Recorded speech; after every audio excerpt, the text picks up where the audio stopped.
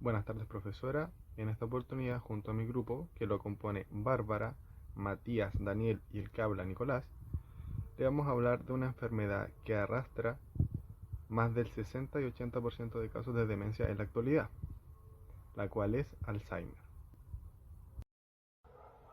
Para describir la enfermedad del Alzheimer se debe considerar de que es una enfermedad de compleja patogenia, ya que es neurodegenerativa, progresiva, cerebral y crónica, y que afecta las funciones cognitivas, así como la memoria, control emocional, personal, intelectual y conductual, y que provoca una interferencia en las actividades de la vida diaria, provocando pérdida de autonomía e independencia. La causa principal del Alzheimer se basa principalmente en una serie de mutaciones del gen en los cromosomas 21, 14 y 1. En el resto de los casos de esta enfermedad corresponden directamente a la predisposición genética, dado que aumenta la frecuencia si se tiene a un pariente en primer grado con esta enfermedad, y más aún si son varios que la contraen. También se considera la edad como factor causal, aunque es más frecuente a partir de los 65 años, de los cuales el riesgo se duplica cada 5 años. La clasificación del Alzheimer se divide en tres etapas. La número uno es el Alzheimer leve, la cual la persona se desenvuelve de forma independiente, pero a pesar de esto tiene episodios de pérdida de memoria, ya sea en objetos cotidianos o palabras familiares y palabras de concentración. Luego, la 2 tenemos el Alzheimer moderado, la cual es la etapa más prolongada y puede durar muchos años, en donde la persona requerirá más atención y aquí se denota frustración, enojo, confusión de palabras, dificultad para expresar sentimientos, entre otros.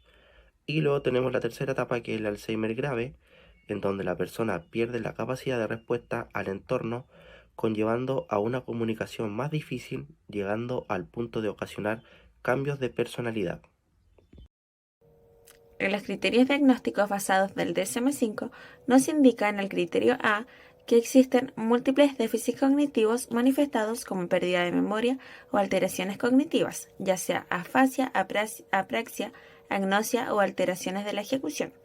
En el criterio B nos indica que estos déficits cognitivos de cada criterio provocan un deterioro en la actividad laboral o social o representan una merma importante del nivel previo de la actividad.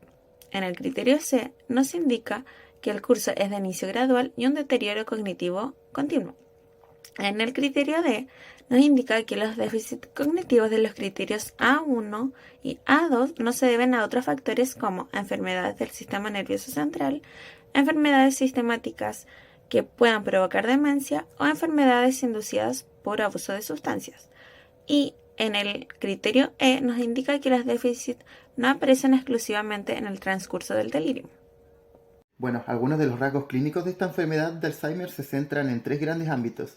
Algunas de ellas son las alteraciones cognitivas, es decir, las alteraciones de la memoria y otras capacidades mentales.